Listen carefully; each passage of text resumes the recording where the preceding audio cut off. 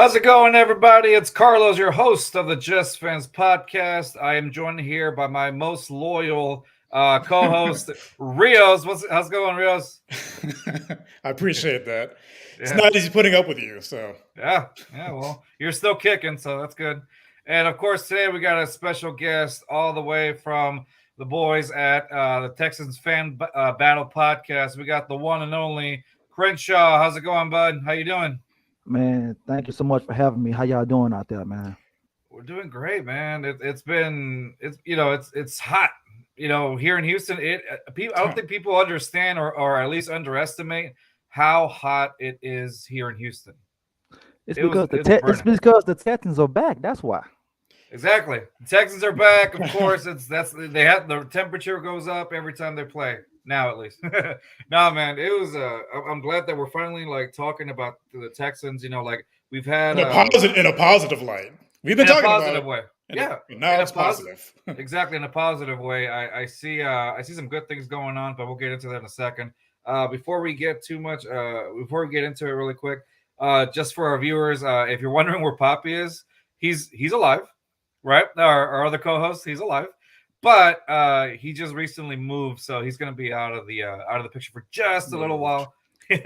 he moved. Yeah, no. Tell the truth. We fired him. He was useless. Like I said, he's about as useful as a 6'2", so we got rid of him. No. He'll be back once he gets a little bit more settled in, but he's doing good. But nonetheless, so we got so what I want to talk today is just CJ Stroud's performance.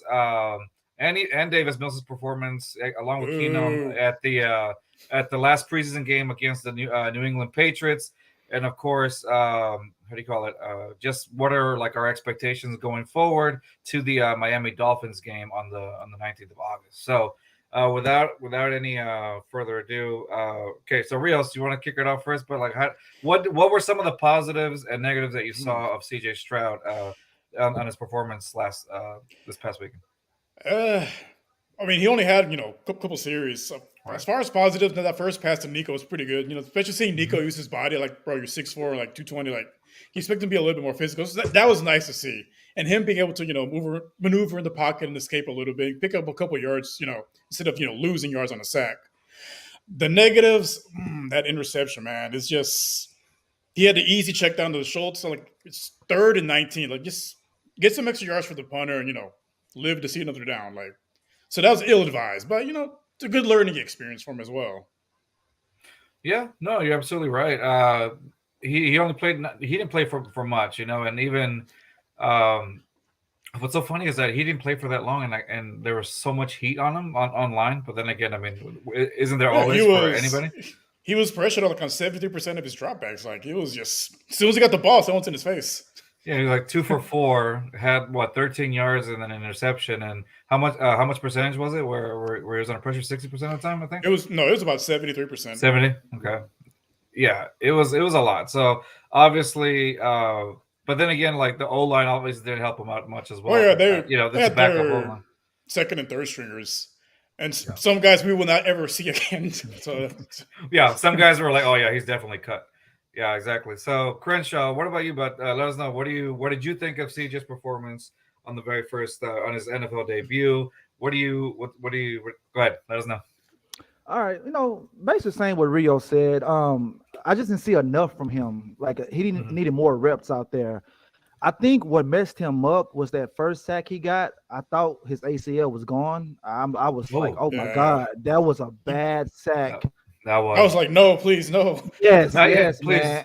And I think after that sack, his mind started messing with him. I saw his eyes got a little bigger. He got a little timid in the pocket. His footwork wasn't as crisp like it normally be. And I think that's what really messed him up.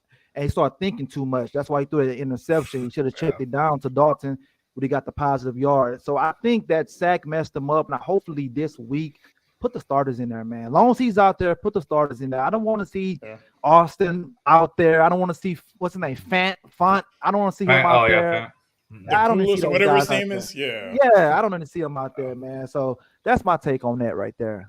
It was horrible though. It was horrible, man, because he looked really, really scared, and the Mills Mafia just had field day with it, man. Oh God, field day with it. Yeah. Yeah, no, exactly, and that's what they're looking for, dude. Like I saw that, the Mills Mafia, the Mills stands, whatever you want to call them, the coalition of Mills, coalition of Mills, the Mills cult, whatever. They had a field day on why he should be the starter and all that, and it was insane on Twitter or X, whatever you want to call it. It was insane, but nonetheless, man, I agree with you guys. It's I didn't see enough of him to really get a good, like just his amount of play time wasn't enough to judge the kid. You know what I mean? Like, if you go back to it, Patrick Mahomes had a terrible debut as well. You know what I mean? And look where he turned out. So you can't really judge a book, him by this particular start.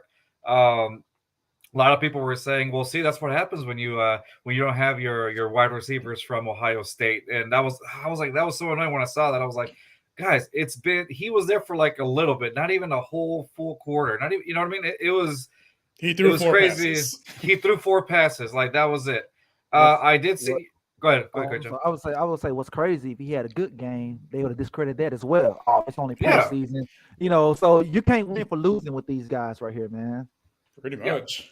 It's all about perception. Like it's either one thing or the next. So you have to understand. So this coming up this weekend, I do want to see.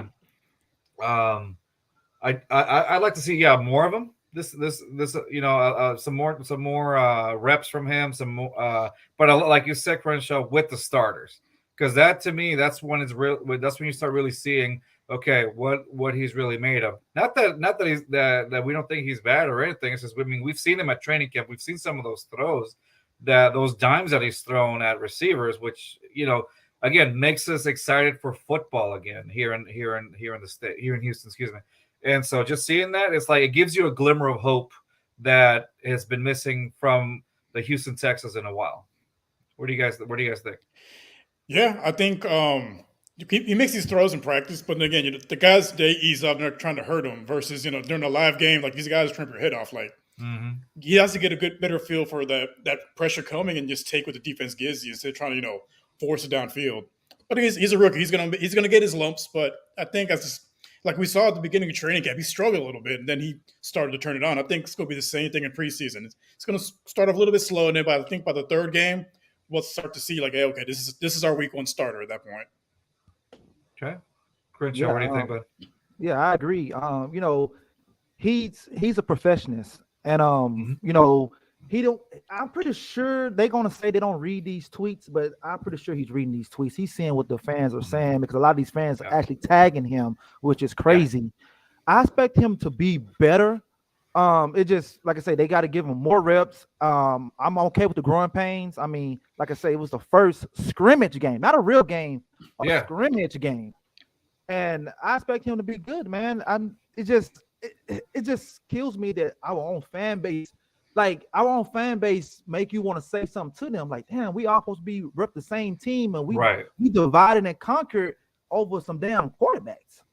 So that's what's really, really eating me up right there, man. It's baffling, isn't it? We got the same logo on our hats and jerseys and shirts, but we're basically 2 separate fan bases. Yeah, we acting like it's the Texans versus the Cowboys here. Yeah, it's like an old in-city rivalry here. Like, are we rooting for or against the team? Like, I'm confused here. Like, what are we doing? Or like it's in-city rivalry. Like it was like the Rams and the Raiders back in the day. Right? Come on, man. So come on, Texans fans, let's get it together, please. Yeah. It's crazy how a lot. Like, you would think, like, are you even a fan to begin with, bro? Like, how do you? Right? Let me see your card. Bring that Texans card back. I'm about to tear it up. No, man. My question is this: what are they gonna do when he's holding the clipboard? Week 1. Like, you guys gonna still be fans, or are you gonna be preying on CJ's downfall? Like, come on, guys. Preying on the downfall. Preying on the downfall, man. Like, we're not gonna hear the end of this until this guy is off the team. Once he's off the team, hopefully they will follow him, and Twitter could be back fun again. Yeah. No, look, I'll be honest with you. I'm not the biggest Davis Mills fan. I'm not a Davis Mills fan. Now, the argument that I've seen on Twitter has been, now he has an actual coach that can show him, and maybe this is exactly what Davis Mills needed. I mean, in my opinion, you had 3 years though.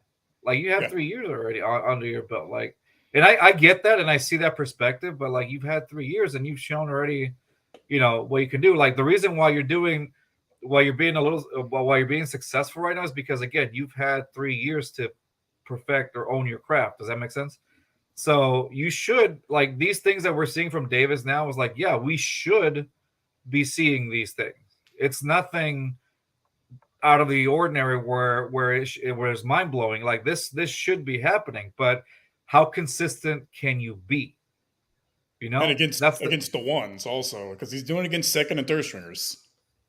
Yeah, exactly. Yeah. So he's a Hall of Famer against the second stringers. Right. When he gets the ones, he's a different player. But also, I would say this right here: he didn't have no one to push him. Last year we gave him the job. He didn't have no competition. He got competition, so he actually have to go out there and contribute so he can make the roster, which he should make the roster. But he's just not a starter. He's a career backup. And once the fans see that and face that, then it would be a beautiful thing here. Yeah. Right. So he was 9 for 12 against the Patriots. 9 for 12, 75% completion. And he did it for 99 yards and 1 touchdown. No interceptions. That's kind of weird to say out loud. Yeah, I mean, 66 of those yards came from Tank Dell on basically 2 or 3 catches. Yep. Yeah. So throwing at his feet. Yeah, throwing at his feet. I'm like, the man's 5'3". Why are you throwing at his feet? Yeah. No, exactly. We got a few comments really quick. Next shift, that intro beat hits. Wow. Okay. Well then. All right, and then Brown Chubby Bear, of course, that's V. Big shout out to V. Says in reality, Mills being our backup is a good thing, but his cult followers are so annoying. People want to trade him. I agree with you on that. Having him as a backup is not a bad thing. I think Reels and I usually talk about the fact that it's nice to have him. He's definitely a backup, but how do you call it? But that's about it. You want a capable backup. God forbid something happens to CJ. You want a capable backup, but his fans ugh. The fan base makes you want. Yeah, I agree. His fan base or his cult followers, they do want you to make you want like him out of the team.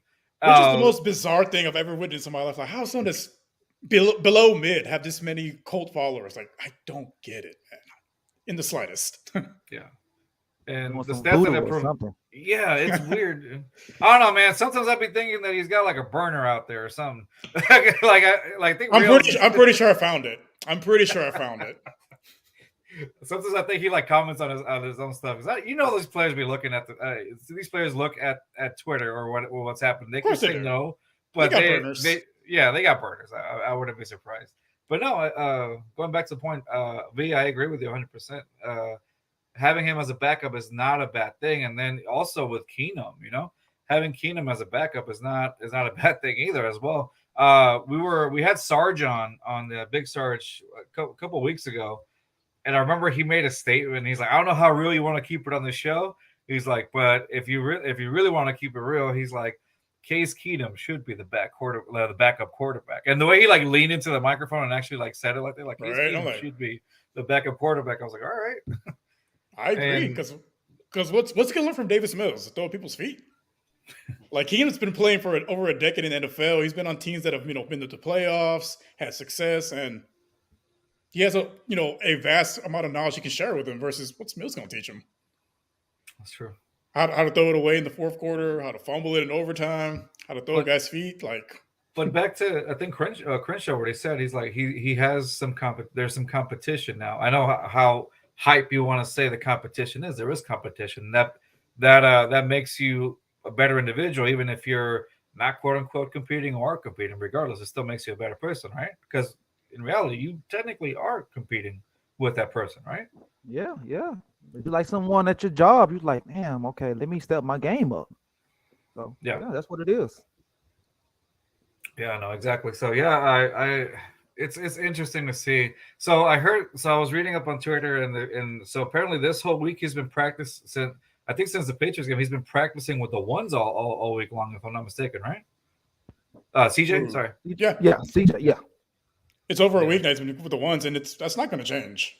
Like I said, they're saying it's a competition. It's a facade. It's all for show. It's not a real competition. It's his job to lose at this point. Yeah, because you can't roll out their week 1 with Davis Mills. That would just take away all the goodwill that they've earned over the last few months. Having him out there week 1's like no. These Because if fans, you, these Go ahead, fans then sign back up for season tickets. These fans not outside 5 hours before the gates open at training camp for Davis Mills to start week 1. So exactly. no, you're right. So let me ask you. So Crenshaw, let me ask you a question, and this is not my opinion, but I just want to throw it out there, just because we hear a lot of these scenarios also.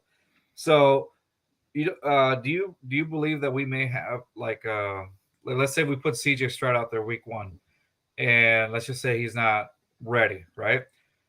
Do you feel like we could have something like a Zach Wilson situation, or not at all, where he just kind of let him experience it out? not at all. You still got to let him experience. You got to let him play a full season. I mean, look at Trevor Lawrence. He had a horrible rookie year, came back the second year, led a team to the playoffs, and now they got this guy as a top 10 quarterback right now. He went from a number 30 to top 10 in 1 year. So just let him do the growing pains. Just let him play, man. Let him get the reps. More reps, more better, man. Do you think that at any point, let's say if we go that route where we let him go through it or whatnot, do you think at any point, like, do you think it might actually get to his head, or he might get in his head, kind of like how we saw a little bit, and make these type of mistakes? I think it will get to his head because look, when he was in college, when they had picked up Quinn Earl, how you say his last name? Ewers. Yes. When they picked him up, look how upset he was. He was like, I'm better than this guy. Why is he here? So that's the same thing with Mills. He was like, I'm better than Mills. I don't care what I'm doing. He should not be playing. And and his camp probably was not going to allow that as well, because David Milagata was like, hold on, why the hell is my client not playing? We don't need that again. So we need to keep these guys happy, man. Keep these guys happy. I think at that point, I think because of like who his agent is, and I can see why they would put him out there for sure. But obviously that's the guy that you invested your future in, right? Regardless. So I agree with hey, you know what? Start him week 1. Let him experience it. Let him go through it. It's almost like you got to kind of throw him into the wolves and see if he can swim on his own or whatever, or whatnot. So sink or swim, and see if he can swim or by himself. But I agree with that. I think he has to get through it. Some of the best things is when you just kind of try to figure it out. But it's almost like a 50 gamble, right? He can either grow from it, but Rios, you've told me he's gone through so much adversity that maybe this could be something that works for him, right? Yeah, adversity builds character. He's gone through a lot his entire life, and this is no different. It's just different circumstances, but I think he'll get through it. Yeah, I'm a firm believer in CJ. Yeah, same. I really want him to succeed. I'm excited to have a quarterback again. I know that in hindsight, based on the performance, but again, we could always go back to that, saying, hey, he only had a couple of sets here and there, so you can't really judge him. There's glimpses of what I saw that I feel like he has a lot of potential. I mean, you learn from your mistakes. Everybody's gonna mess up, so everybody's gonna mess up the first time. I agree with rolling with CJ week 1, and going forward, because I don't want to see the Driscoll Cat offense ever again in my life. That was just so embarrassing, man. Exactly. Was it him or was it Kyle Allen that couldn't Josh Allen? No, Kyle Allen that couldn't tell left or right for the Dallas Cowboys game. No, that was Driscoll. That was Driscoll. Okay, that was Driscoll. Yeah. The Driscoll Cat offense. Yeah, no, that was embarrassing. But it worked for a couple of. So now, besides, it worked because no one saw anything like that before. Yeah, exactly. So another point that I want to bring out. So besides, the CJ situation. Okay, what are we thinking about the offensive line with the starters? How would we rate that? We really haven't seen too much of it yet because Titus got hurt, so you have him missing. Shaq Mason's he practices here and there, but you haven't really seen the full 5 guys together yet. On so paper, it's kind of hard to. On paper, it looks good. Yeah. I think if Juice can step it up, Kenyon Green can take the next step, and Tunsil will be Tunsil, and hopefully Titus, now that he got paid, takes it up to the next level as well. On paper, it should be a top 10 line, but again, you don't play the game on paper, so we got to see it. Week one, see how they gel and go from there. Okay, Crenshaw, what do you think about of our O line on paper? What do you think? Well, as much as they getting paid, they better be a top 10 O line. Yeah, right. Yeah. But like Rio said, we haven't seen much of any of them. To be honest, I'm more concerned with Kenyon Green than my rookie Juice. I think Kenyon Green has a lot to prove, not to the fans, but to himself. He had a bad rookie year, and we did some trades down to get you, and they said it was a reach to get him. And I don't want those guys to be right, but right now they are right that we reached on him, man. But I think Mason's going to be good. Thompson's going to be good. Titus is going to be good, but it's just Juice and Kenyon Green, but mainly Kenyon Green. But I think they can finish off at the top 10 line. That top 10 line, CJ is going to be a way, way better quarterback. But if that line is bottom feed, then we really gonna have some growing pains with the quarterback. Yeah, I guess I think it all goes back. It goes back to how I think that this is what this is going to depend on, the O line. Like you said, Crenshaw. It all depends on what version of the O line we see. If we see a pretty good top 10 O line, then we actually might see. We will see CJ for what he truly is, right? But if that O line looks anything like it did at the Patriots game, we're gonna have some trouble, There's gonna be some. You're either gonna see offensive rookie of the year, or you're gonna see Trevor Lawrence's rookie season all over again. Just running around. But the good thing is this, though. You didn't have Dameon Pierce, obviously, for the Patriots game. But during the season, you have Dameon Pierce, which is takes a lot of pressure off of him. It takes a little pressure off of him, so I think that's going to help out with the pressure. But that is going to be having Dameon Pierce and then Singletary as well behind him. That to me is going to be helpful in the development of CJ Stroud. What do you guys think? Yeah, because with Pierce, he's going to pick up some tough yards. He has to worry about having to throw it on first down. You can have him get 4 or 5 on first down, and then from there opens up the playbook a little bit. So you don't have to worry about getting into those, third and long situations or third and 19 again. Yeah. You can just take what the defense gives you, move down the field methodically, and put some points on the board besides field goals. Won't see more touchdowns this year because last year was tough sledding. Yeah. No, it's been good. I was gonna say, agree. We want the touchdowns. We ain't trying to go for 3, I think Dalton's going to be his best friend. He's going to do a lot of check down Charlie all season, to bait the defense, and maybe we could catch a couple long balls or whatever. But Dameon Pierce, man, I can't wait to see him out there. I mean, in training camp, he's looking like a guy didn't even get hurt last year, man. He's looking real good. I think he simmered down a little bit, bulked up a little bit, man. Mm-hmm. It's going to be really, really exciting, man. I think Dameon Pierce, well, I didn't think this at first, but VT put me on this right here. He said he's a top 10. He says a top 10 running back. So I had to look it up. I'm like, you know what? I think VT is right. I think VT is right. So I think he is a top 10 running back. And when the last time the Texans had a top 10 running back? Aaron Foster. Aaron Foster. That's what I want to see. I want to see Dameon Pierce supersede Aaron Foster, because we haven't had a top running back since Aaron Foster. Now I get that we're a young organization. I get that. Still, the youngest organization in the league. But I mean, the last great running back you had was Aaron Foster. I mean, I remember Aaron Foster playing 10 years ago, 11 years ago, whatever it was. Yeah. Our last 1,000-yard rusher was Carlos Hyde. Carlos Hyde and Lamar Miller. Yeah. But even though they were considered top 10 guys, they put up yards just because of the type of offense we had, but they weren't, they weren't guys that, you would game plan against. Like they benefit from having a quarterback like Deshaun Watson that, again, takes a lot of pressure as well. So open up the lanes for them as well, because they had to worry about the pass. Versus last year, Pierce facing 8-9 man boxes every time he touched the ball.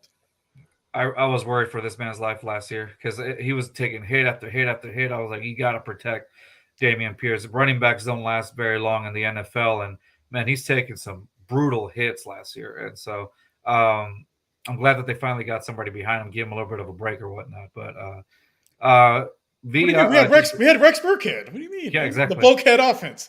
God, I don't want to hear about Rex Burkhead anymore. It says Pierce is going to have 1,200 plus yards. I agree with him. Oh, I can see that, definitely. I could see him going over 1,000 for sure. yards. Yeah, I can see And David Pierce. that and double-digit touchdowns. I can see that. Yeah. Crenshaw, what do you think? Especially if he can catch the ball at the backfield. That's Oh yeah. Yeah, so that's going to help him out tremendously, and I hope his pass blocking has gotten better, and that keep him on the field more as well. But I'm with him, VT. He's going to have a great year, man. 1,200 plus yards. Like I said, that's Aaron Foster like right there, man. That's real good to see right there.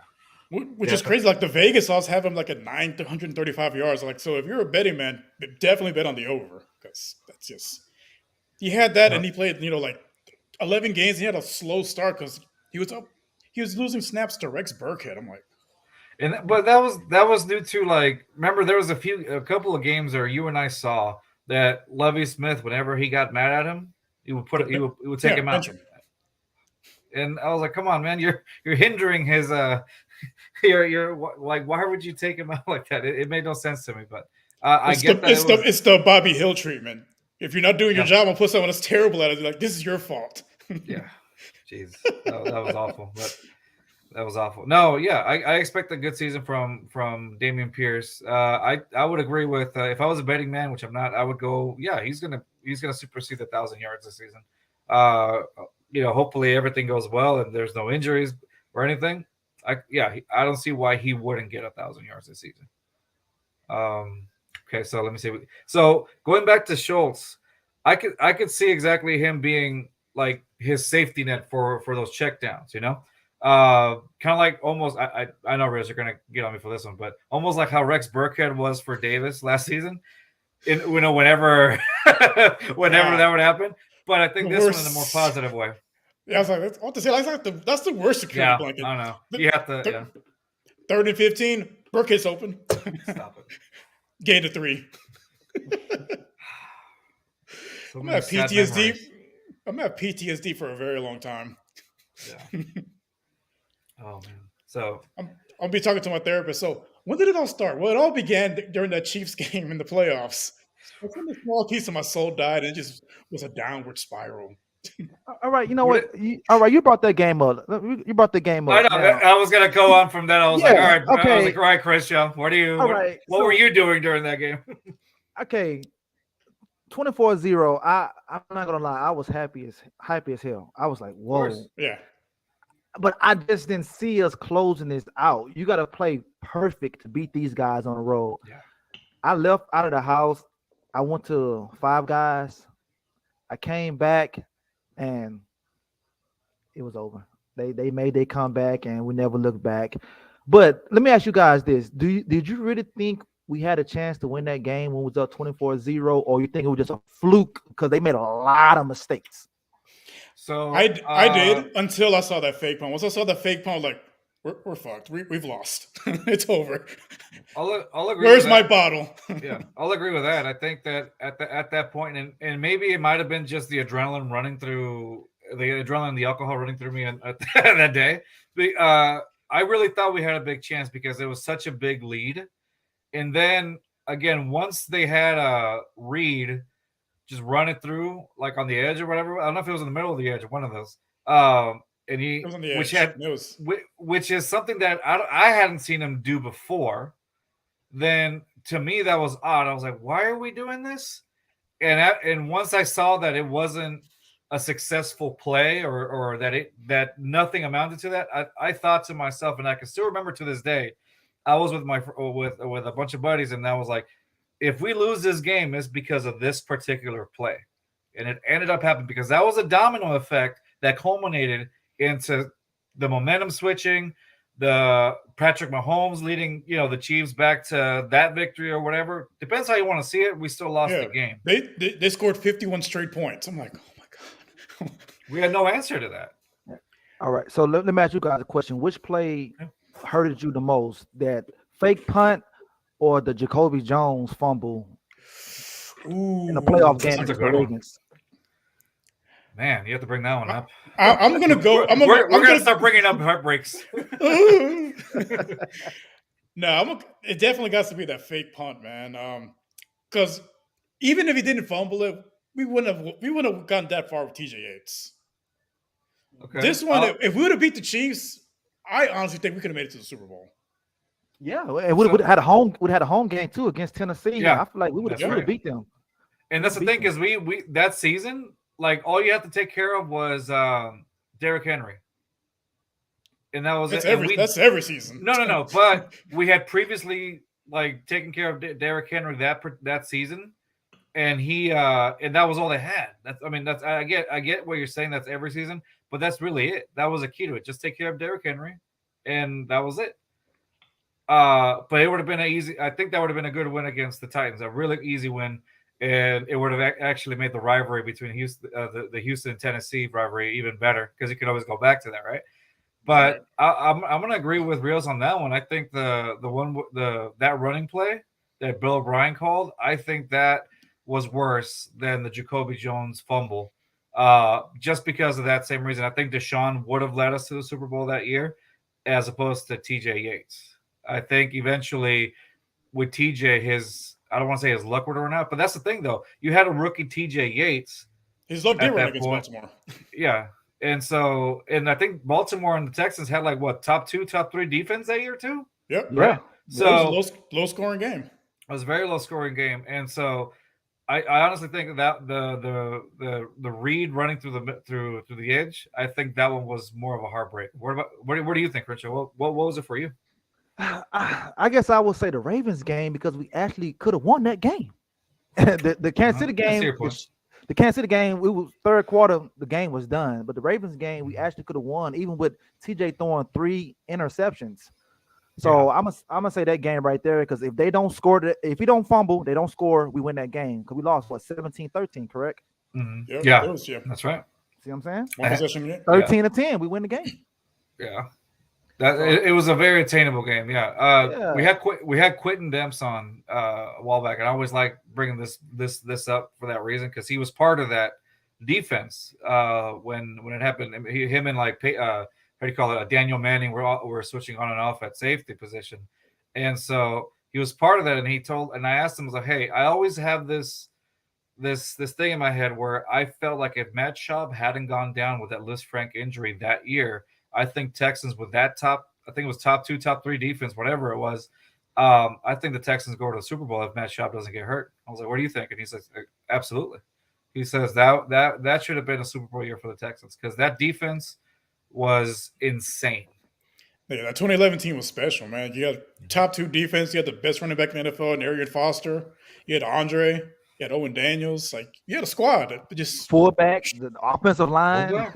Yeah, you had a star and almost you had a star. You had Dwayne Brown at the time too for in the O line again. Aaron Foster, Dwayne Brown, Owen Daniels, Wade Smith. Yeah, you had Antonio Smith. Remember you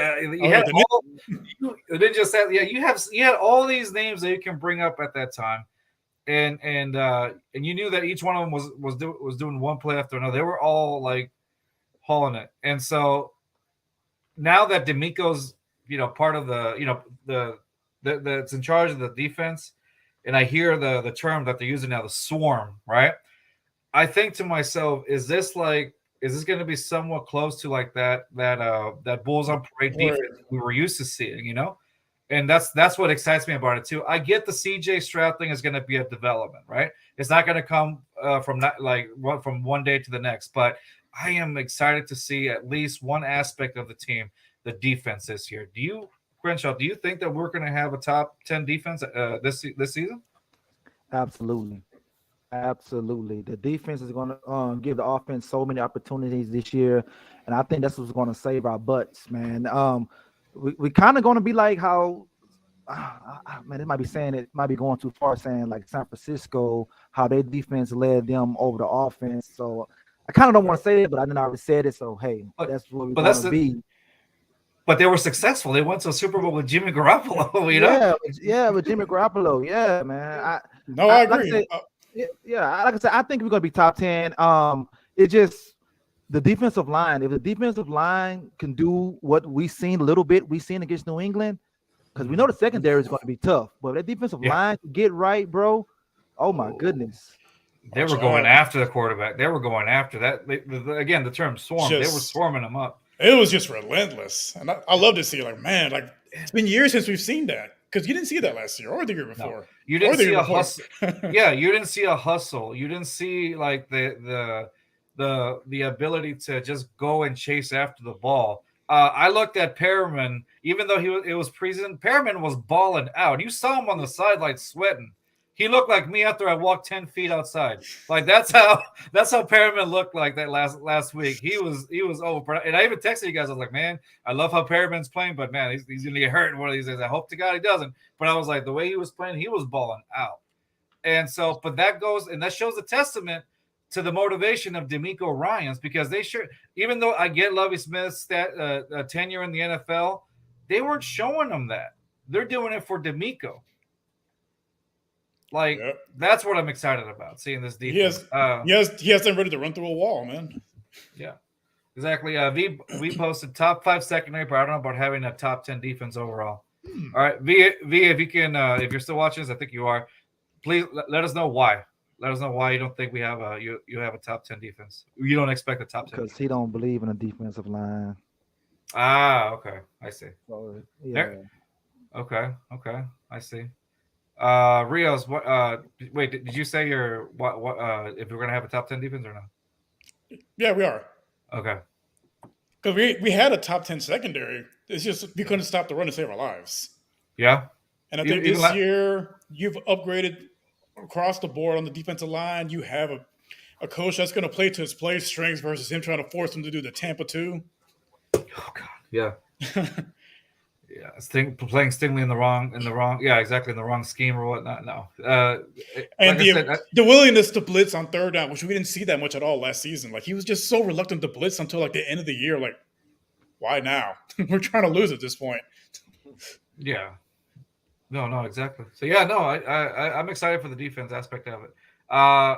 Crenshaw, so were you one of those? Were you excited when we got Will Anderson in the third pick? Yeah, man. I mean, this, like I say, he's the Terminator. It's one of my favorite movies. Well, Terminator 2 is one of my favorite movies. I don't know about that. Terminator is good. Yeah, but this guy's one of the best college prospects you ever seen. I like how when they say take a play off, he gets mad. You know, he want to bring it 100% at all times. So yeah, I was ecstatic about it because DeMeco got his guy, we got our guy on offense. I just want to build from it. I just wish we can know who's going to be on his other side. It's going to help him out as well. Is it going to be Grenard? Is it going to be Hughes? Or we got to go next year and get somebody? If we can get somebody on the other side with him, oh my goodness, bro! Like we could have our little JJ Watt and you guys said earlier, Antonio Smith situation all over again, man. Yeah. Or what could have been? Yeah. Oh, what could have been? Yeah. What could have been with Clowney and JJ? Remember that? Oh man. Yeah. That was a situation where it looked good on paper, but it just didn't pan out. Well, he wasn't the same after he got injured. When he jumped up, came down on the turf, he got injured. He wasn't the same player ever again. That was his rookie year. So ever since then, that guy's career just went down. He did. Let's see. Fantasy Football Garage says, "What's up? What's up, Fantasy Football Garage? Thanks for tuning in, guys. Appreciate y'all." Oh, man, speaking of that 2014 draft, that Johnny Manziel talk, bro, I was like, oh yeah, the Johnny Manziel documentary on Netflix. That thing is crazy, dude. I'm like, I was like, there's 0 no hours.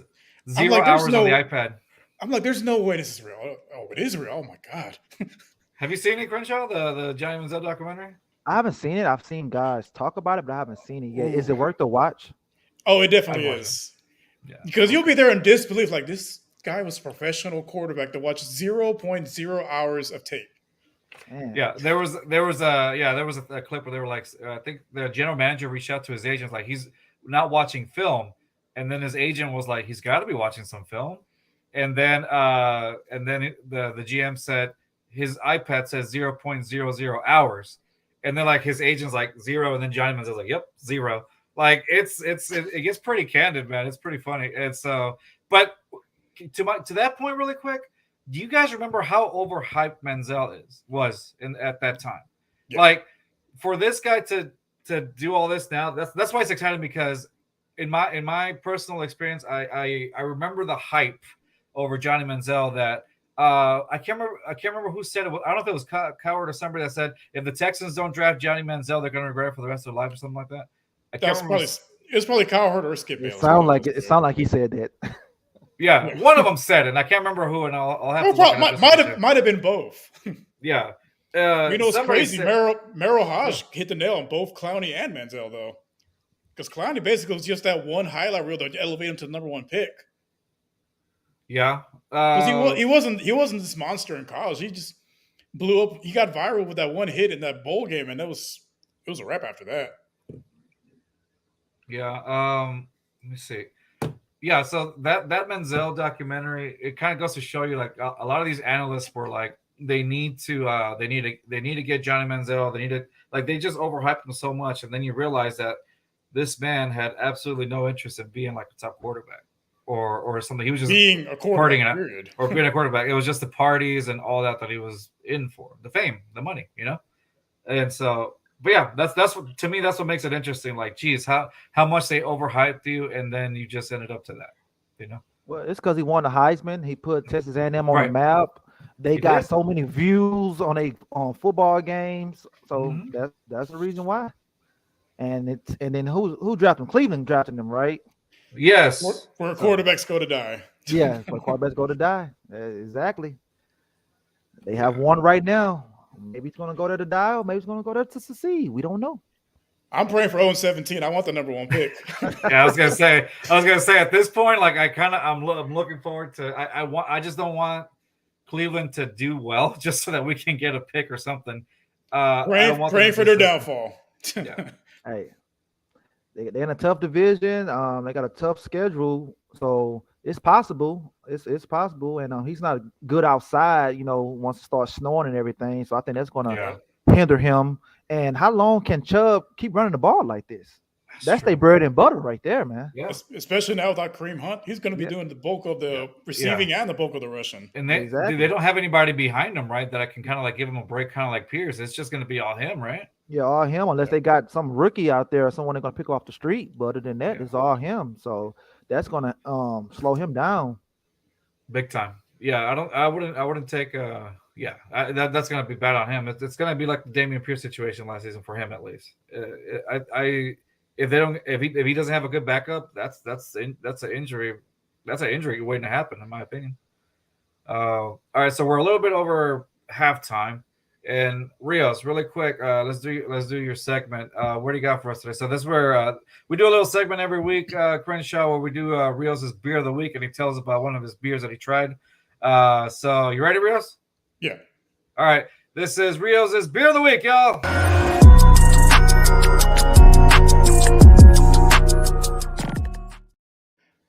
Okay, so I've been on these international beers. So this one's also from my motherland, Germany. This one's called König Pilsner. So with this one, basically Pilsners, they're a bit of a complex beer. They have a little bit of bitterness, but also a sweetness to it as well. It's very, very complex. So this one, they were founded in the year of our Lord, 1858, in West Germany. So back then, it was kind of risky making Pilsners because they weren't very popular back then. And they actually paved the way for it to be the number one beer in the entire world. So with this one, when you first taste it, it's a little bit bitter, but then you start to taste a little bit of the citrusy flavors. It gets a little bit sweeter, and it's pretty easy to drink. It's pretty smooth. Would you call it a summer beer? Yeah, actually, you can. Because like I said, it has that sweetness to it as well. It's very similar to, you remember Bitburger, right, Carlos? Yeah. It is just as good as that. It's, yeah. Okay. All right. That's all right. We're going to give it a shot next time I go over. Yeah, you definitely. I'll keep this one to start. It's really good. And finally, go ahead. Sorry. Go ahead. No, I was going to go ahead.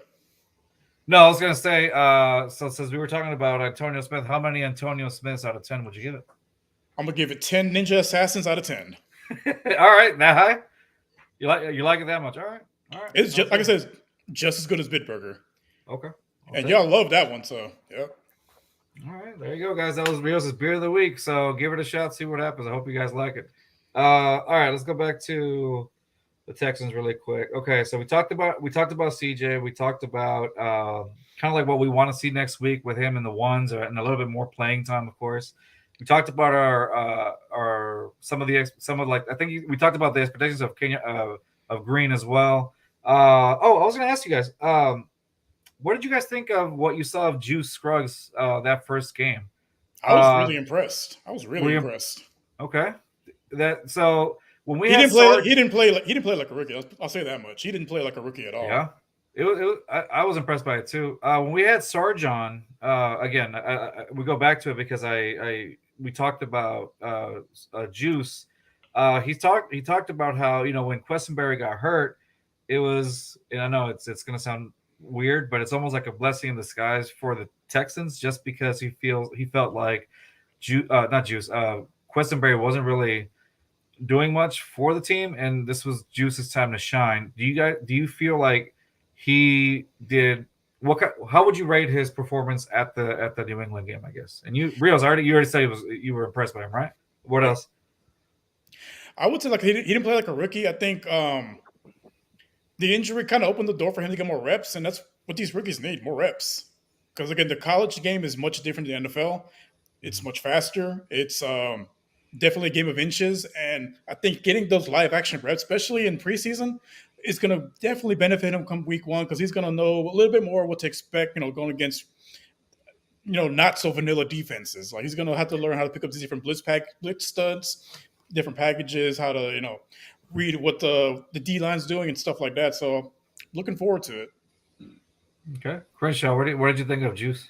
I haven't seen a center actually push the defender backwards. Yes, I saw that. Man, I was gonna say, yeah, exactly. When I saw that play, I was like, "Oh, this guy's gonna be solid." I was like, "He's gonna be good." And that's what you hope for. Like, this is part of like, hey, this is the protection that CJ needs, right? Yeah, exactly, man. So that right there was a positive. So that one play sold me right there. That's all I need to see. Okay, yeah, you can put him out the game. He can sit on the sideline. That's what we need, because over the past years, the center was going backwards, man. These Nick Martins of the world, the Quincy Bears of the world, it was just all bad, bro, all bad. But I like what I've seen from him. Hope he continue doing what he's doing. I think he said that he studied Jason Kelsey in college. Yeah. So he said that's his favorite center. He said that he looked at him, took some stuff off his game, and and put into his game or whatever. So I think we got us a good one, fellas. Yeah, I think so too. I think that was a good one coming in. It's been a long time. We haven't had a top flight center since Chris Myers. Ben Jones. He was okay for me. Okay. His thing where he would walk barefoot in the cold. Remember that? He used to walk barefoot in the cold and the snow. Compared to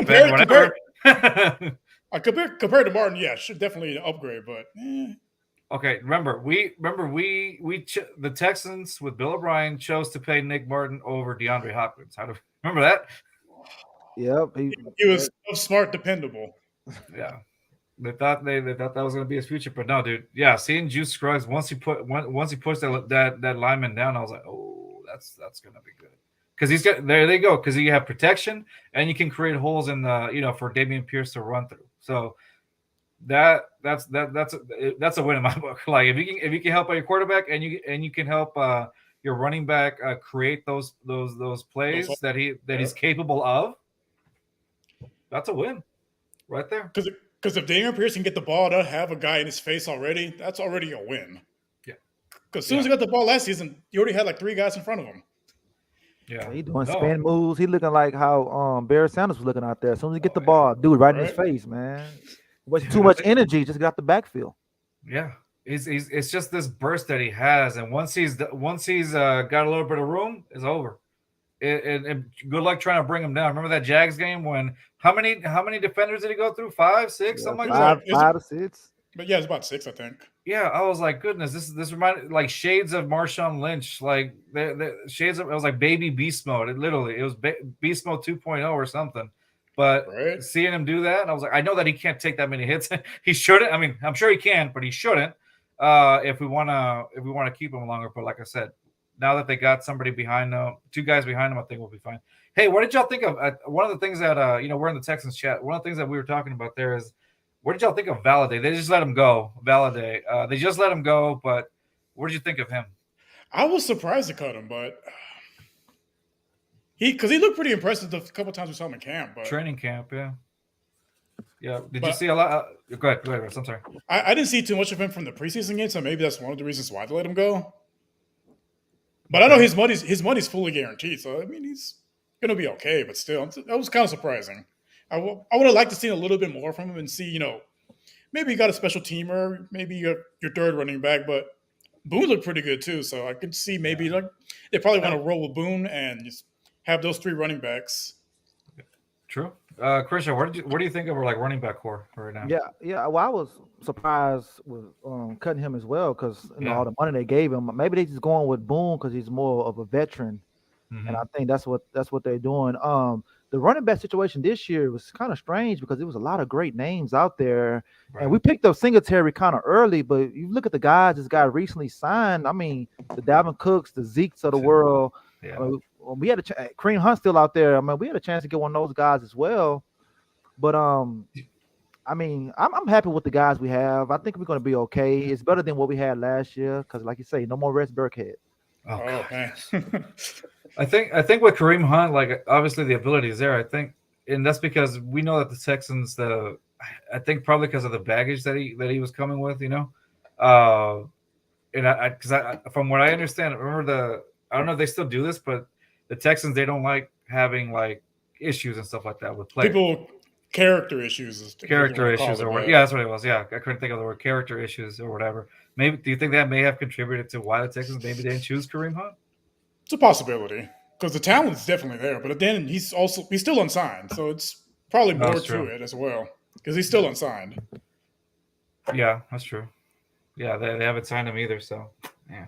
So he had a visit with the Saints and he left without a contract. Yeah, that's true. And they're going to be without Kamara, so that would have made perfect sense for them to sign him, but they didn't. So there's got to be something going on behind the scenes that maybe the performance isn't up to par. Could be. Maybe his workouts. Yeah. Okay. So Dalvin Cook was a good one too. That would have been awesome to have him on here, but for whatever reason it didn't work out. But I like our running back core that we have this year. It's definitely, like Crenshaw said, it's a big upgrade over what we had last season. So I like so wide receiver core. Our expectations. I'm gonna go with I expect something more. I expect a pretty decent season from Nico Collins this year. I mean, what's it, third year now, right, Rose? Third year going in. So I really think Nico. I think he has to step it up this year, and I'm not blaming him for the previous years or whatever, but I think this year he has to have a pretty solid season. I think the big thing with him is just staying healthy. That's been his biggest problem since he got into the league, just the health issues. Yeah. If he can stay healthy and he has a quarterback actually put the ball in his hands versus, throwing it over his head or at his feet, I think he should definitely have definitely 600, 700, 800, maybe 800 yards receiving. Okay. I don't see him cracking 1,000 yards. I think probably 800 is probably where he's going to be at. Okay, solid.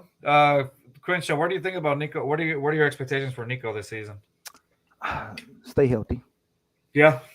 I think we all have that one, right? On our bingo card. Yeah. Stay healthy. Yeah, stay healthy. I'm not really a Nico Collins fan. Okay. I'm a more of a Xavier fan, and I think he's going to be our Eds of the future.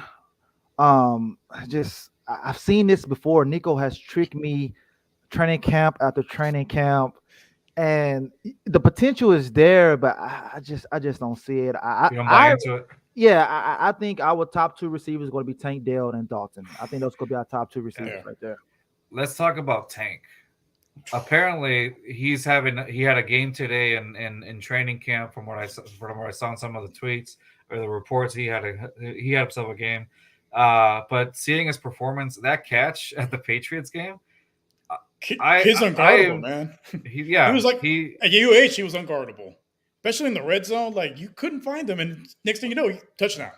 But I'm glad that's transitioned. I mean, yes, I don't want to overhype it either, where we've only seen him, this preseason game. But I just hope that it keeps what he did in college, what he did in U of H goes over into the NFL. I just hope that happens and it's an easy transition. Tank Dell, man, I don't see why this kid can't put up big numbers this season. I could definitely see a lot from him this year. I'm excited to see him. I would say probably about the year's end, wide receiver 1. You think so? All the way to wide receiver 1? I'm just asking. I'm not doubting him. I think he's gonna, I think defenses try to slow him down at the line of scrimmage at the beginning of the year. I think they're gonna look at the film, adjust to it, and after that, good luck. Okay. Crenshaw, what do you think about Tank? What are your expectations this year? Man, my expectations, he's going to get a lot of yak yards. He's going to have 2 men holding him. He's going to open up the lane for other guys.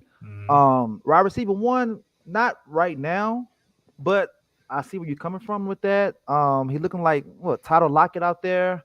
Yeah. That's a good one. I like that.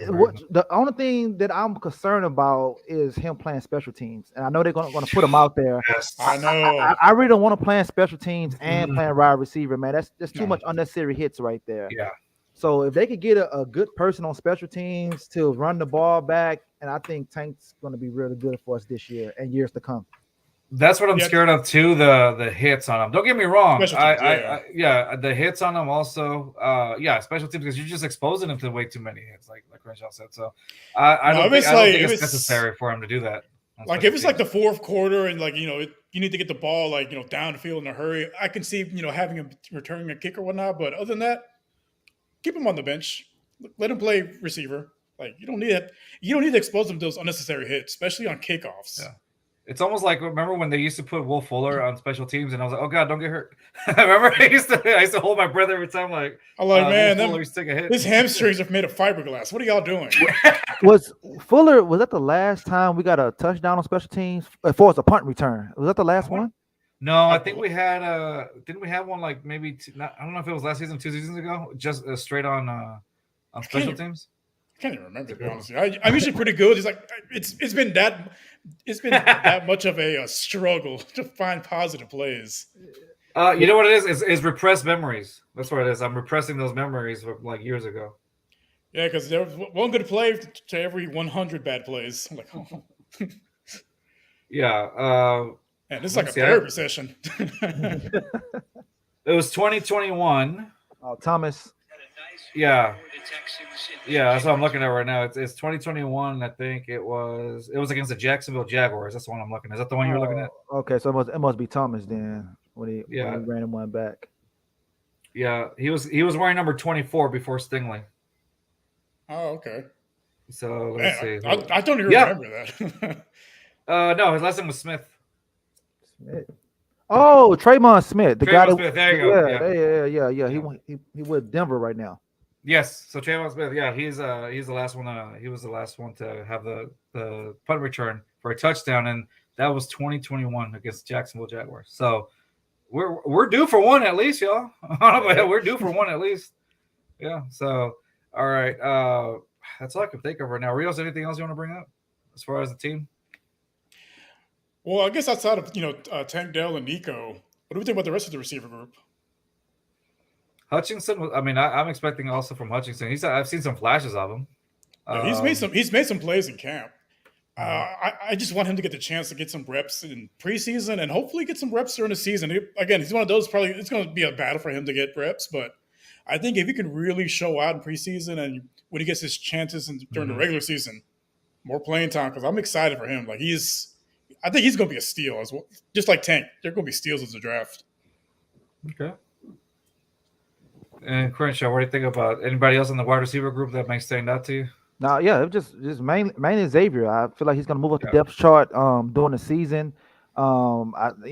His practice play, hopefully that's enough for them to see. But he's my guy. He's my guy, man. I love that they drafted him and Tank. I was actually surprised he lasted that long in the draft. I don't know what the hell was going on. Well, they had a bad 40 time. Why did he fall that far? Yeah, I mean it's crazy because this particular draft was like a wide receiver friendly draft, right? So do you think that may have anything to do with it? Because it was so wide receiver friendly But he fell to the 6th round. Yeah, that's pretty bad. I mean, I thought he was better than the Mims guy to Oklahoma, and he went way before him. Yeah. So I don't know, man. All right. So Linebacker. What about Christian Harris this year? What do y'all think? I think if he can stay healthy, he's gonna have a big year. That Alabama defense, because he was great at Alabama. It's just he missed a lot of time last year, but he's gonna provide that. We haven't had it in a while as far as the linebacker core speed. Yeah. Because think back, when we had McKinney, it's a 2-down linebacker. He just couldn't cover nobody. I think with Christian Harris, different positions, but he provides speed at the linebacker group. And in today's NFL, you got to be able to cover. Got to be able to cover tight ends, got to cover running backs, sometimes receivers. So having that speed's definitely going to be an advantage. Yeah. Okay. What do you think, Crenshaw, about Harris? Yeah, agree. He has the speed. I've seen him drop back in coverage. I think it's going to be fine. But I think Denzel is going to help him out a lot. Yes. Denzel's really good against the run and everything. And what do you guys think about Henry? What is it, Tutu? Oh, Tutu. What do you think about him? I saw. He has intensity, man. Like he was going back sideline to sideline at the Patriots game. He got a high motor. He has a high motor, and it's almost like I'm not trying to compare him to, but I hadn't seen the high motor like that in a person since like Brian Cushing. There you go. Yeah. Since Brian Cushing, I hadn't seen that. And I was like, whoa, I'm seeing like shades of Brian. Has it been hanging out with Brian Cushing a little too much? It was we just need him to headbutt somebody without a helmet on. Yeah, if he does that, I was like, oh, that's the guy right there. But yeah, it's almost like I saw some shades of like Brian Cushing. I was like, hold up, he's going sideline to sideline, just going back, and it was fun to see for sure. So I'm excited to see if his development also just keeps progressing to the point where, hey, that's going to be one of your main guys. And I like to see that. I like to see Tutu. I was impressed by Tutu's performance. Yeah, he probably won't start, but I think he's going to impress him enough during practices where he's going to get more and more playing time. And I think by next year he'll be a full-time starter. Yeah, get some reps, man. That's what I'm saying. That's what I kind of want to see. If you want to sum it up, if you remember that Bulls on Parade defense, you can name a lot of guys: Connor Barwin, Brooks Reed, J.J. Watt, Brian Cushing, Antonio Smith, Jonathan Joseph, Kareem Jackson, Daniel Manning, Quentin Demps. You name. I gave you guys at least close to 10, almost 10 people, right? You could name the starters. You could name their backups. It was easy. It was easy, right? So now, what I'm hoping, based on some of the guys that we were talking about, I'm hoping that it can be mirrored in the sense where, like, oh, you got a Toto, you got a Christian Harris, you got a Will Anderson, you got all these guys. Like, that's what I want. I want to see. Name them without Google, because last year I had to Google most of our defense. Like, who is this guy? Wait, what number is he? Yeah, exactly. So I think having that is going to be some more familiarity with a lot of these players, but obviously based on their performances, right? And that's why all I know is that's why I'm able to remember these guys 11, 12, 13 years later because of their performance that they would put out on every Sunday with the defense. The great defenses you remember, the ones we've had the last few years, we're like, who was that guy again? You play for us? Really? Yeah. One of the last guys I remember is Cunningham. And I was like, and he went over to the Titans and then he got cut. Kind of just fell off the face of the earth. Yeah. He's with the Eagles now. Is he with the Eagles? Yeah, with the Eagles now. I mean, he had speed. That's the thing. He was a very speedy linebacker.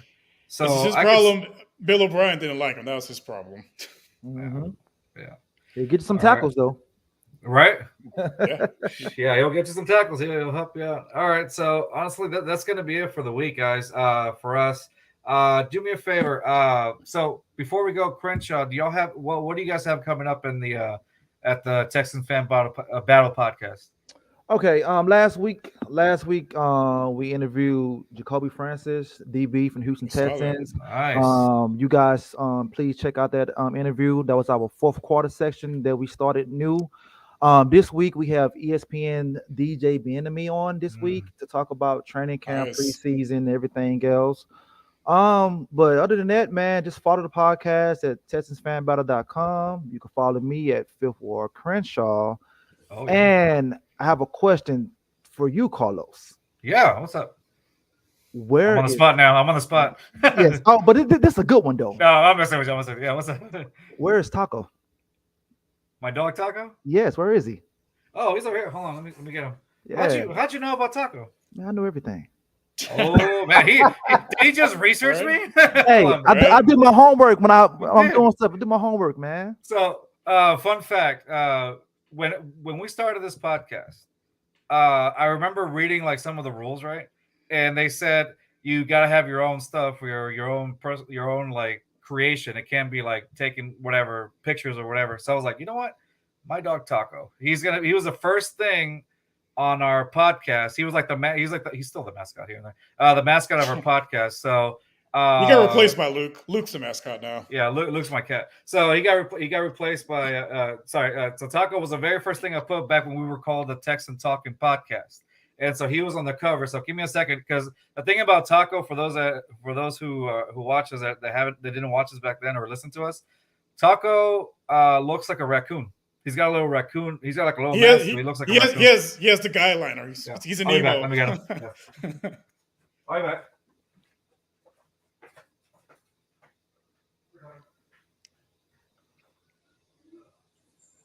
So, how many beers you could chug before you start feeling it? Usually by like number 7 or 8, I start to get a little buzzed. So, what you on 4? Yeah. Okay. No, speaking of beers, like, let me show you my mug, man. So this thing holds 9 beers. It's bigger than my head. Got it for $20. Taco. You see Taco? Hey, Taco. You want to say something? He's probably like, leave me alone. I was sleeping. All right, Taco. He's like, let go of me, human. He's like, that's all you wanted from me? Yeah. How did you know? Now I'm like curious. How'd you know about Taco? Well, we do follow each other. And you say follow my dog, Taco. Oh, that's right. Yeah. So on my Instagram, on my personal Instagram account, I was like, hey, follow my account. Taco is Taco Luke now. It used to be Taco just Luke. My dog Taco. And now it's Taco Luke because of the cat that we got last winter during the freeze. He was like a stray cat that was living in our complex, and we just kind of got him because he finally let me pet him. It only took like 6 months. I don't know. He hides like whenever people come over, but like when Rios came over the other day, he actually let him. So that's pretty cool. Sorry, now you got me talking about my pets, Crenshaw. I like yeah. Oh, okay. So I'm gonna say this too. So like you guys keep up the good work. I peep, how you guys like. I can tell you some real good friends. You go to a lot of games together. Oh, yeah. I love the free advertisement you guys was doing at training camp. That's smart with your podcast shirt. The shirt, yeah. Really smart, man. Keep up the good work, man. Keep grinding out here, man. I appreciate it. All our podcasts, we should all come together and keep doing great things with each other, man. I think that's the best part, though. We all show each other love. Yeah. If we're breaking like the quote unquote the fourth wall here, I love the fact that we can talk to each other. We can do cross promotional, I guess, podcasting. Like you guys can be you guys are on our show, because we had V once also in AD on our show as well a while back, and we talked to the H-Town Rundown podcast too, which we're all friends. And it's kind of please go check out the H-Town Rundown podcast too, guys. It gets crazy in there, just like on the We Are Texans spaces. It gets crazy. If anybody's never experienced those spaces, you got to. I have you laughing. It's the most random stuff too. But other than that, I love the fact that we can kind of like unite in a way for Texans content creators, like just kind of coming together and doing our thing, because we know like it's awesome because there's everything for everybody. Like I know that we have different friends from you guys, and you guys have different fans as well. But whenever we're like on each other's stuff, it's like you can kind of see almost like those two worlds coming together, and that's how it should be. Just helping each other out or whatnot. And V's been whenever I talk to V, he's he gives me little pointers here and there or stuff like today. We were talking about how you're talking about Bienemy or whatnot. I told V, I was like, oh, I was trying to get him too. He's like, great minds think alike, man. That's how it was. So I think it's awesome having that you have your fans, we have our fans, and then eventually we get to kind of do things like that together. So teamwork and supporting each other, I think that's the best thing we can take from this. There's no competition, nothing. It's just all of us joining together. I'm sorry, Reels. I'm gonna say one more thing. It don't cost much to like and retweet. Yeah. Come on, just like and takes retweet. 5 seconds. That's it. Takes 5 seconds, That's maybe it. even less. Takes 5 seconds. So please, guys, for those people that watch us, and if you're not familiar, and I don't know why you wouldn't be familiar because these guys are awesome. If you don't follow the Texans Fan Battle Podcast, please do at Texans Fan Battle Podcast. That's their Twitter handle, and I think that's also your Instagram, if I'm not mistaken. Yeah, Instagram, Facebook, all that. Facebook, all that at Texans Fan Battle. That is, you should not miss it out. They're amazing on what they do. They have some amazing guests as well. They have great guests. Yeah, even for us, like whenever I see them, I'm like, God, I wish we could do that too. So, what's funny is like whenever we look at, I feel like when we look at each other's stuff, we kind of take a little bit out of it. We're like, I want to have some of the guests that they have too, and it's great because I think it makes it for more interesting content. So yeah, please guys, follow the Texans Fan Battle Podcast at Texans Fan Battle. Also, please follow Crenshaw himself, the man himself, at Fifth Ward Crenshaw. Amazing person to follow. Crenshaw's great. I'm just so happy that we got to have him on the show today. So I'm very excited about that. Also, before we go, as always, I got to give a big shout out to our friends at the. Sorry, 1 second. I'm over here messing up. Our friends at the Let's Talk Sports Network. Please follow them up at Let's Talk Sport. I want to give a big shout out to our friend Dan, who's in charge of Let's Talk Sport. As most of you know, I teach kids. I'm a teacher, so that's my day job. And he's going through some health issues right now. But even with all that, this man was able to look at my Amazon wish list for teachers because that's what we do. And he was able to get me supplies for those kids who definitely need it. And so, that's just a great example of helping your fellow man.